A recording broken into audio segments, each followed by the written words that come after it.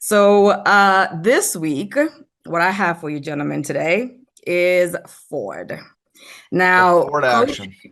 Ford, Coach Mark can give you, a wonderful theme and analysis and all that stuff as to why he, goes into certain areas of the market or stocks versus others. But mine is more of how can I phrase it? Is it like a selfish need? I'm trying to play catch up here. So, for those of you guys Mm. who are avid podcast listeners, every year we do what we call our prediction podcast in the beginning of the year. I, And I, I, I don't think we did one this year. we did. Oh, I, did we not? I, I don't think we did. I think I we think, did. no, we didn't. I'm not Why willing do to I have accept. Ford? Why do I have I, Ford in my mind? I'm not willing to accept that I have predictions for this year. Yeah. I'm, This I'm was Well, I still, know not I put wonderful. predictions, whether I'm I had that still, I'm podcast by still, myself. Listen, I just know I'm gonna have a couple Bernankes later on in a couple months from now, and communications is one of them, no doubt. Yeah, you and So, Frank, you and Frank. uh-huh, uh-huh, But yeah, uh-huh. so we have a segment that we kind of like we call it like a wild card, and we either pick a stock or a sector as to what we think is just going to be a wild card. And my wild card pick was Ford because obviously of it getting into the EV space, and we kind of saw what it was doing, all of 2021. So that's what I went with, and it's not doing very well. I hadn't done very well, so I'm trying to see if I can get a last boost for it here before we get to the end of the year. And obviously, I'm an investor of Ford. It's a Tackle 25 company. We love it, and I'm just kind of looking at this, going, all right.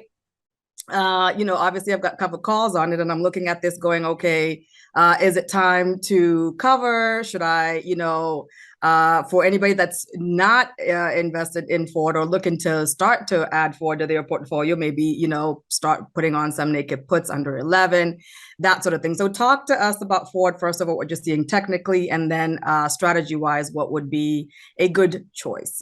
Well, number one, no, you're not going to catch up against your prediction. That Don't ruin that's it. Don't that's ruin it. It's my I birthday I month. I'm I going know off I my know. theme. I'm Listen, trying not to my ruin your birthday month. Like my I said, theme is that it's my birthday month, and that's why Ford will eventually be and my and wild card winner. and by the way, next year it's just going to be your birthday year. That's what we're Yes. doing all Yes. year long. It's your birthday year. But for your birthday month, I will not throw cold water on Ford.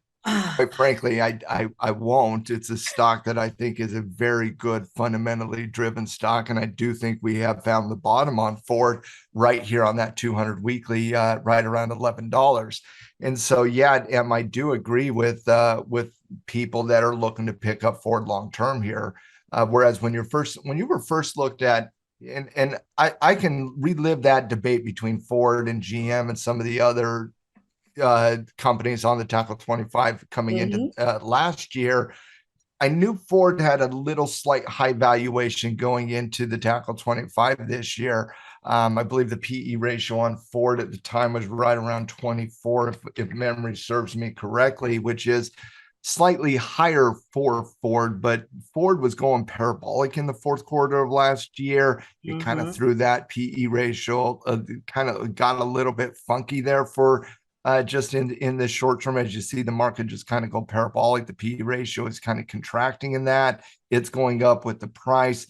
You started off the year on Ford really, really good. I mean, you can't ask for something better here than a breakout on that weekly chart. I mean, and then it just came right back down to earth and did not find a foundation on the daily or the weekly chart for what seemed like the first 6 months of the year. Mhm. That story's changing a little bit. You're coming in on off a double bottom, not this quarter, but the quarter before. Ford had, kind of like Marathon had today. That was Ford last quarter. Ford had the best report of the quarter. This time it's Marathon so far. But that's one of the reasons why you saw Ford just kind of go just gangbusters here for like 3 weeks, came right back down with the market, firmed up that 11 handle. And now you're working off a double bottom, which I would say confirmation above 14 here would be ultimate confirmation for that double bottom. But to your point of being the wild card, it's been a wild card. It's been a wild child this year. it's not, you're not going to win any prediction. You might as well just own this one, kind of like I'm going to own communications. Like, Okay, fine. actually, let me rephrase, kind of like Frank's going to own communications. Because you did not do what I, Pacific I Podcast. didn't say anything. I never say anything. No, I kid. But that doesn't change the fact that Ford is a quality stock and a quality long-term investment. And you're not looking at Ford in the short term. You are looking at Ford in the ultimate long term.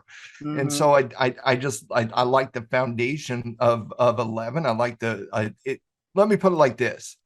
I think it's easier to buy Ford today than it was at the first of the year from a fundamental Mhm. perspective. I do. It's easier to buy Ford because fundamentally Ford is really good. It's got a low valuation right now. I think the P ratio, like I said, the P ratio to start the year on Ford was right around 24. I can't remember what the forward P ratio is. Let me just give you some metrics here on Ford very quickly and why and a little bit of the context is why I say it's easier to buy Ford right now from a longer term perspective than it was at the beginning of the year. At the beginning of the year, this P ratio was 24, 25, 26. It was right into Mhm. that zone. Forward P ratio was probably into the high teens at that point. I'd have to go back and check. But now you're staring at a company with a 6P ratio, a 7 forward P ratio, a PEG ratio of 0.73, which anything under 1 in a PEG ratio, and PEG ratio, let me get my EpiPen so people can see where I'm looking at here. I'm just looking at the price to everything ranges, right? The price to P to E, PEG, PB, PC, PFC, those price to something, right? Mhm. And so Mhm. P ratio 6, forward P ratio 7, PEG 73, price to sales at a 0.35. Like seriously? Like, wow, that's cheap. Price to cash flow, free cash flow is the only number that really kind of stands out. But that was actually an improvement on this earnings season. When you look at this earnings season, Ford came in at 30 versus 31. Revenue was pretty big. I'm reading on my other screen. Apologize. 39.4 versus 37. Revenue grew 10% year over year, but it was the free cash flow that was actually a pretty good positive coming out of Ford. So that's an improving situation.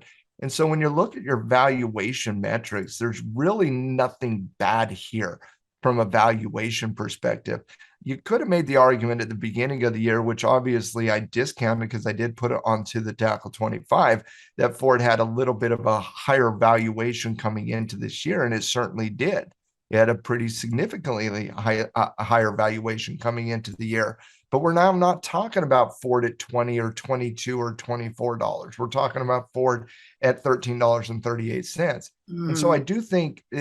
I do think you can make a significant argument that Ford is a fundamentally easier decision to add to a portfolio today than it is chasing the dragon up here at the top of the chart. You're working at the bottom of the chart. You're working at a double bottom type situation that is starting to move up into resistance. You come out here to the daily chart, and you're just simply saying, I like Ford long term. I don't like that we're overextended. Excuse me. I don't like that we're overextended technically coming into major news tomorrow. That's what I don't like. And what I mean by that is I don't like further price. I don't like being able to say, well, I like Ford at 13 and a half. I think it's going to go to 15. I think it's going to go to 14 and a half. I Mhm. don't think we can say that right now because, again, we got some major news coming out tomorrow on the Fed, and you're just simply up a little too much without any secondary pattern here. You can argue this is a pivot point right there. So we're going to go from 1169 up until the current price. That's a pretty big move for Ford here without any pivot. You're starting to see it rotate over just a little bit. First red candle here showing a little bit of weakness. And so I love Ford long term. I think it's an easy add to a portfolio, quite frankly. But I love it. I absolutely love covering this stock right now. I think it's an easy decision because we're overextended to a certain extent. We got major news coming out tomorrow. We know the market will behave differently as the market is higher, a little bit more elevated. The only Mhm. question I have is expiration date and strike price. That's really the only question I have. And so when you're looking at covering Ford, you can certainly come out to 17 days here. You don't want to cover too aggressively on Ford. You don't want to get it taken out from you. So I would say at a minimum, we probably need to get up here into the 14 and a half range if we want to maintain kind of the philosophy of I don't care really. I'm going to sell up a little bit so I don't have to really care about Ford getting taken from me. I just want to bring in a little bit of cash flow. You'd have to sell the 14 here with 17 days out. If you're aggressive on management and there wasn't, excuse me, and there wasn't a Fed announcement tomorrow that could change things, I would say that's perfectly fine. But because there is those things, I'm going to go out a little bit more time. I like the 31-day contract. And you see this 14 and a half right here, just bringing a little bit of cash flow, just 21 cents a contract. You're selling a 25 delta contract, and you're selling that right into this range here. And so again, a lot of times when we're talking about rules in covered calls, we always go to delta, delta, delta. Well, delta makes it simple. There's no doubt, but I always want to go here on the chart and say, okay, if I sell the 14 and a half, am I comfortable with that resistance level? Am I comfortable with that? Because I don't want Ford to actually go above my covered call. I just want to bring in my cash flow to offset some of this drop in price. And so I like that 14 and a half. I don't like the 14. The 14 seems too tight here. Too close. Yep. Yeah, it seems too tight here. I like the 14 and a half here, and I like it 31 days out. So, Em, I don't think you're going to win a Volcker on your wild card pick, and I don't think I'm going to win one on my sector pick either. But that doesn't mean we can't have good analysis in October moving into December if that's it, because that's the only thing that matters. Right now, I think you love Ford long term, but anytime you're in a covered call type mentality, and the Tackle 25 is a covered call list, I mean, the hallmark of selling that call option is when it's overextended. For it's overextended right now, I think it's an easy decision to write a covered call to lock down that risk graph a little bit going into potential important Fed announcement tomorrow.